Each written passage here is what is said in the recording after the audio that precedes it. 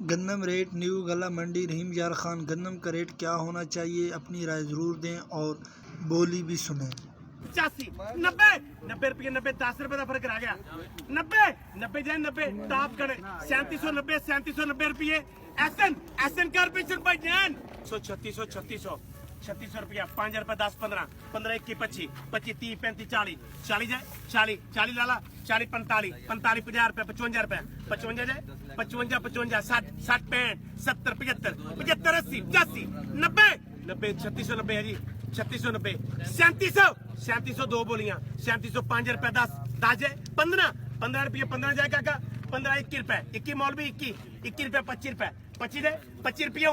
Umar brother भाईजान 30 जाए 30 रुपये 30 35 40 40 45 50 रुपए 50 जाए 50 रुपये 50 सर 50 रुपये 50 रुपये